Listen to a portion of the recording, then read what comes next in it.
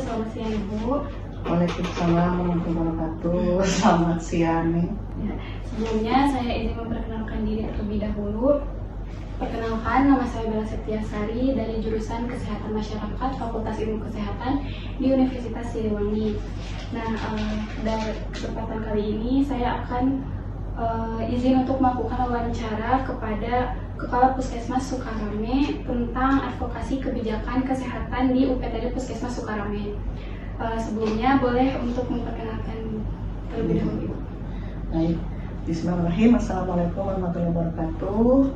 Saya Bidan Haji Ai Ernaningsih, SDM. Saya Kepala UPTD Puskesmas Sukarame. Baik, untuk mempersingkat waktu, langsung saja ke pertanyaannya.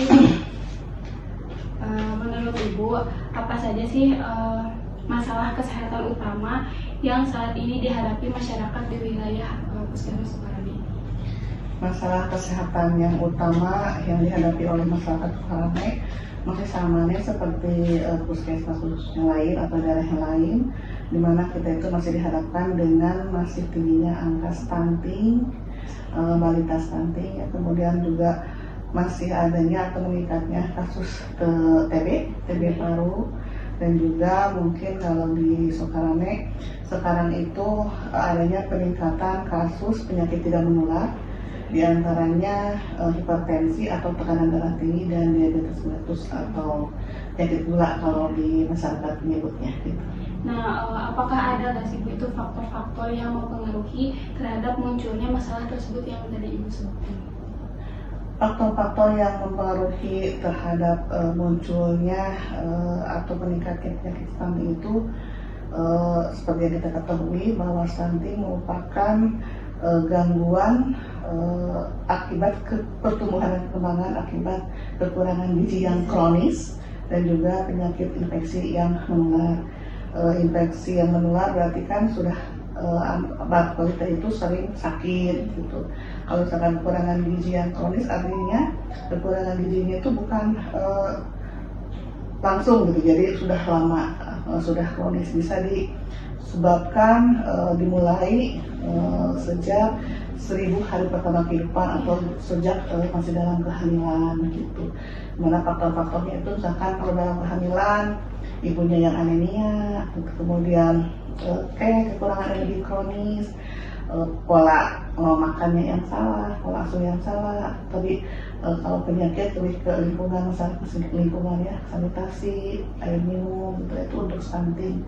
Sedangkan untuk penyakit TBC sendiri merupakan penyakit menular di mana penularannya sangat cepat.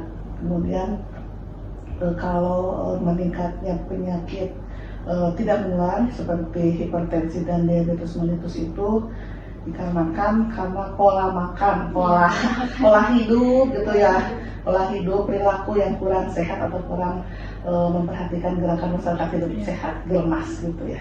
Gitu. Nah, apakah ada nggak sih Bu kebijakan atau program yang dibuat oleh puskesmas sendiri? Untuk masalah-masalah yang tadi? Untuk masalah stunting, kita sebenarnya sudah mempunyai inovasi ya, inovasi namanya Gemas Besti. Gemas Besti ya. Gerakan bersama masyarakat bebas stunting.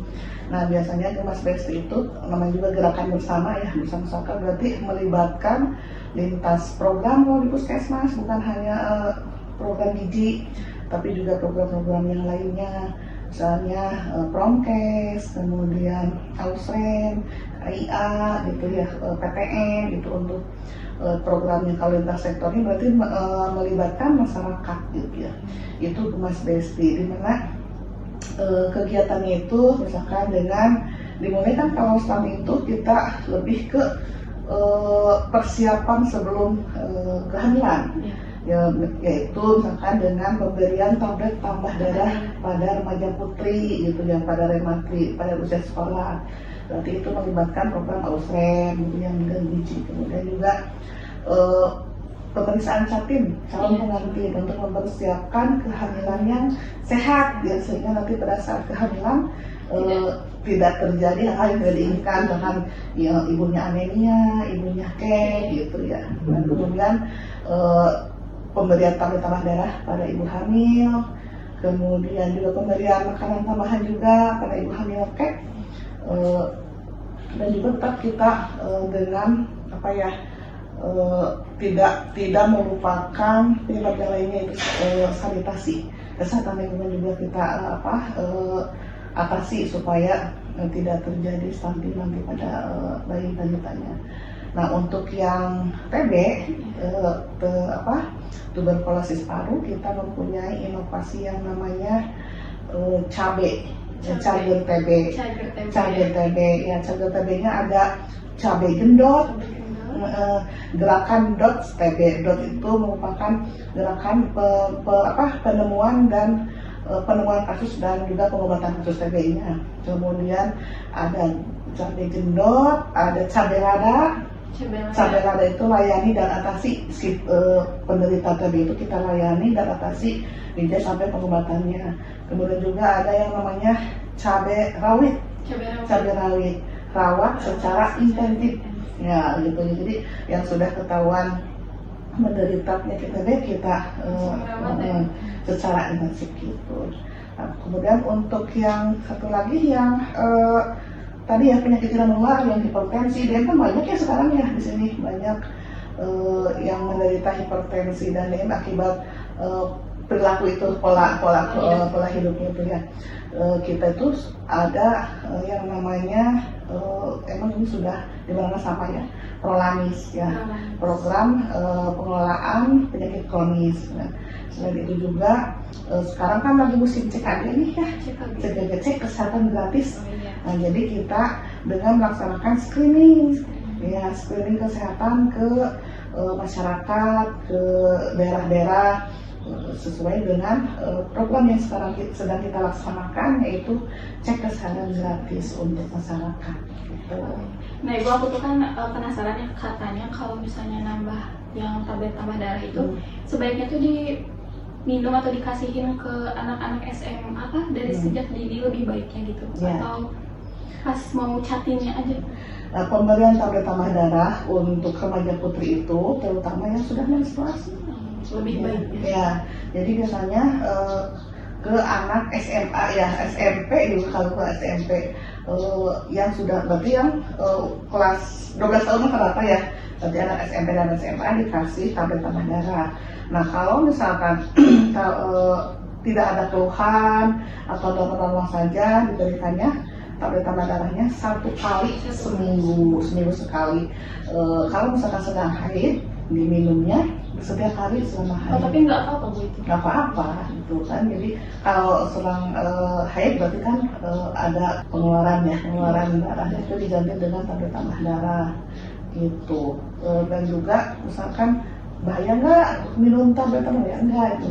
Apalagi kalau misalkan ternyata kita temukan remaja putrinya itu anemia, kurang darah. Biasa kan HB yang normal untuk remaja itu 12, ternyata kurang, yang bisa ditambahkan mungkin sampai setiap hari sampai HB-nya bagus gitu.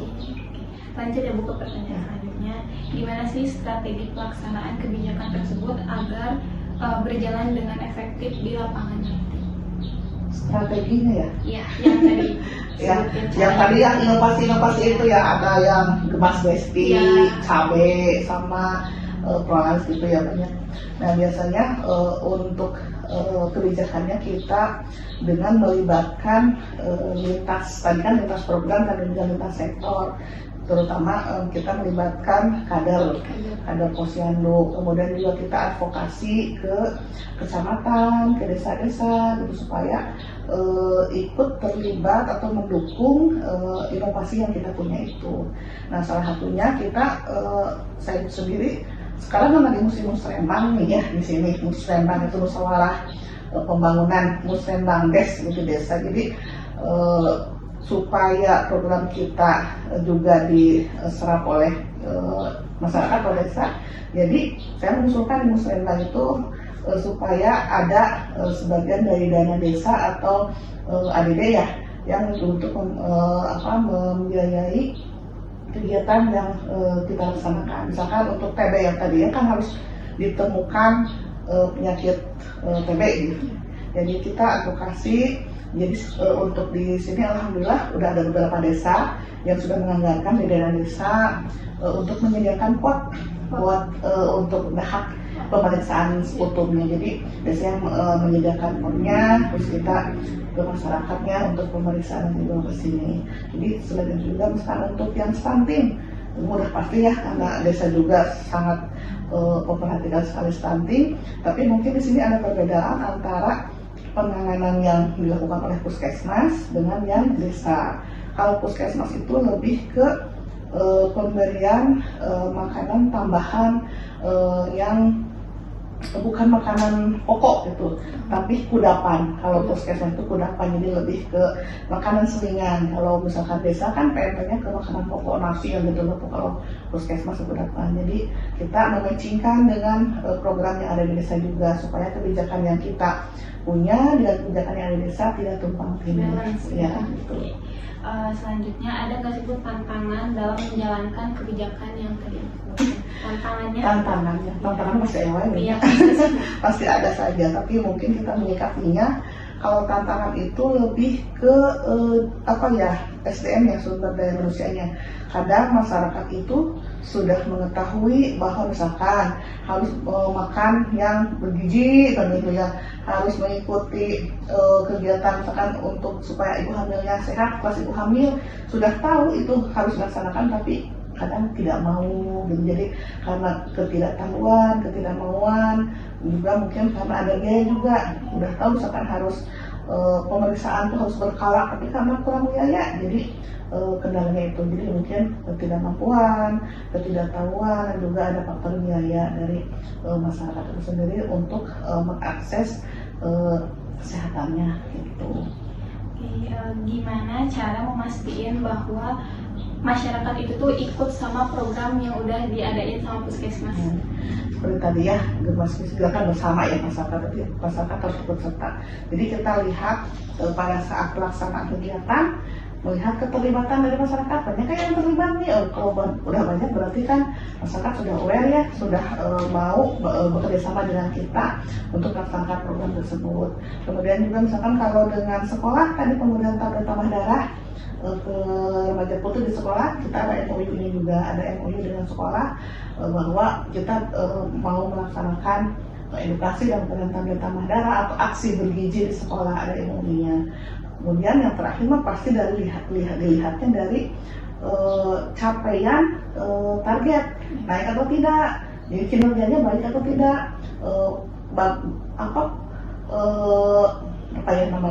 evaluasi, apakah programnya meningkatkan target atau tidak, itu bisa jadi kita kalau misalkan ini kan stunting harus turun, ternyata sekarang turun, berarti masyarakat sudah melaksanakan atau mengikuti apa yang sudah kita laksanakan gitu. Baik Ibu, mungkin sesi wawancara kali ini cukup sekian, dan terima kasih banyak Ibu telah memberikan waktunya untuk saya wawancara. Terus informasi yang Ibu sampaikan ke saya juga itu sangat amat bermanfaat buat saya dan nanti penonton yang akan nonton. Semoga program atau kebijakan yang telah Ibu buat dapat berjalan dengan lancar, bermanfaat juga buat orang-orang. Amin. Iya. Terima kasih. Iya, sama-sama.